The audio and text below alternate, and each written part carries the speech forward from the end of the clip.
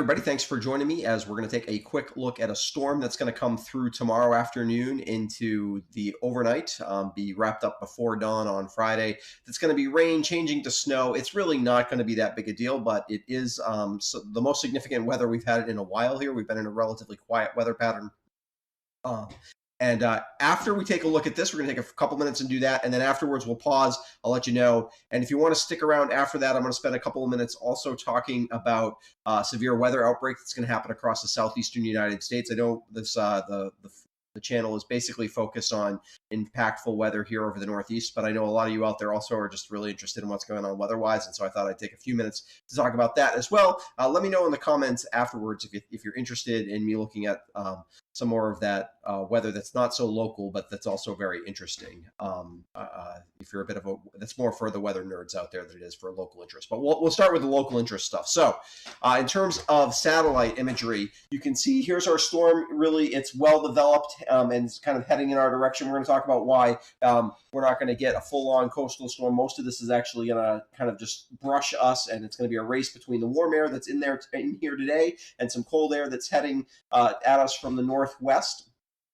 They're going to compete. We're going to start off as rain and then move towards snow as the cold air starts to win the battle. But as the cold air wins the battle, it's also going to be pushing the precipitation out. So it's not going to give us enough time to really accumulate a lot of snow up our way. On radar, see the same kind of thing here across the southeast. We've got building thunderstorms. We're going to talk about that, like I said, in the second half of the forecast. But you can see still moisture's got a long ways to go. It's going to race in our direction, but it's got a long ways to go before it gets here.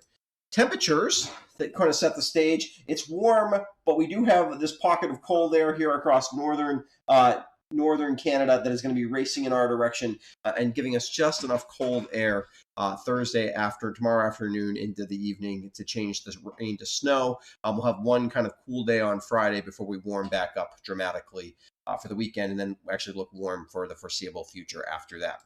You can see there's the front that is kind of rushing cold air towards us. And then, of course, here's our storm over the southeast that's heading in our direction. So in terms of details, like I said, this is not going to be that big a deal. Precipitation starts as light rain by late morning, ends as snow a little after midnight. Snow mixes with and changes to rain from northwest to southeast during the afternoon. It'll also start changing over to snow at the higher elevations first.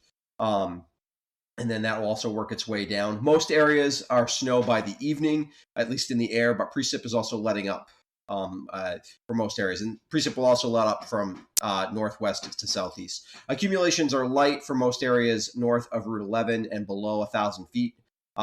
Those areas are only going to see snow in the air. If you're south of Route 11 and above 1,000 feet, you might see a coating. And really the only places that are going to see some what I would call accumulations would be the mountains near the Mass Vermont border.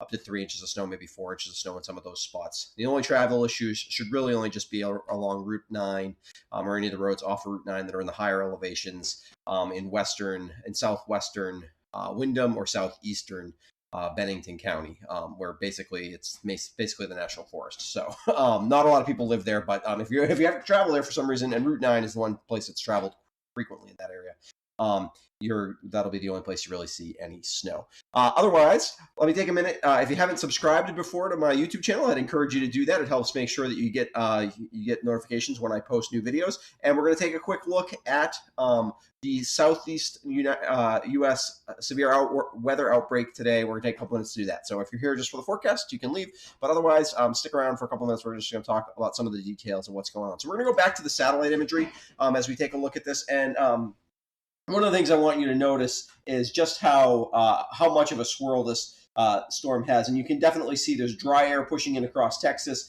and just the Gulf is definitely open for business. And you can see just here as we start to get the real heating of the day, just starting to pop up some supercells here over Mississippi and Alabama. I think the worst of the severe outbreaks probably over central Alabama, maybe into far western Georgia.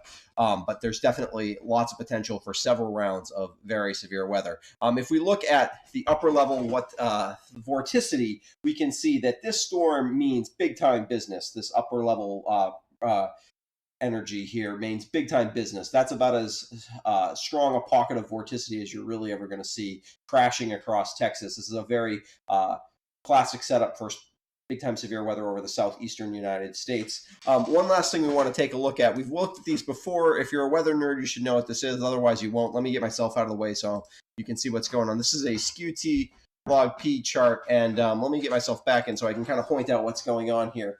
Here in the red, you can see temperature as plotted by height. You see dew point in the green. And what's interesting about this, let me flip this so that I'm in front of what's going on here. Sorry about that. So that what you see here is the main thing to notice is that the temperature decreases pretty dramatically with elevation. It's basically and what happens, why that's a big deal for severe weather is as air rises, particularly as it's moist air rises, it decreases at a certain temperature. Well, if it's decreasing at a temperature that continues to keep it warmer than the air around it, it will just keep rising until it's going to have to get all the way up to this point. You can see here's the top of this is what we call the tropopause, where the troposphere becomes the stratosphere, which is the lowest layer of the atmosphere, and then the mid-level or the next level up of the atmosphere. And all the weather really happens in the troposphere. But what you have in a situation like this with thunderstorms is the thunderstorms can grow all the way up until basically this temperature inversion happens, where the air becomes stable again, and then they won't be able to grow any higher than that. But what that means is when the difference here between what a cloud would do, which is sort of this dotted line, it's a little hard to see, but kind of this dashed line, and what the temperature and dew point actually are, is basically all potential energy. This is Birmingham at about 8 o'clock this morning. They're sounding. This is a classic setup. The other main thing that's going to cause tornadoes, if you see, this is the wind profile, the direction it's at as you go up in elevation. And what you're always looking for here is for winds to have a clockwise turn. So you see winds out of the south at the surface in Birmingham. And as you go up, you see you got winds out of the west, and you also see them increasing. And what that does is that helps create spin in the atmosphere, which helps make your severe thunderstorm cells, your supercells, rotate. And when they rotate, that leads to the potential for very severe weather, and then also, of course, for tornadoes. And so this is in a class in meteorology when you're studying in college. If you're studying anything to do with severe weather, one of the first things they're going to show you is this kind of chart, and they're going to show a chart like today, because this is pretty much as classic a setup as you get. That's why we're looking at some of the most dire predictions you're ever going to see out of the SPC, the Severe Weather Prediction Center.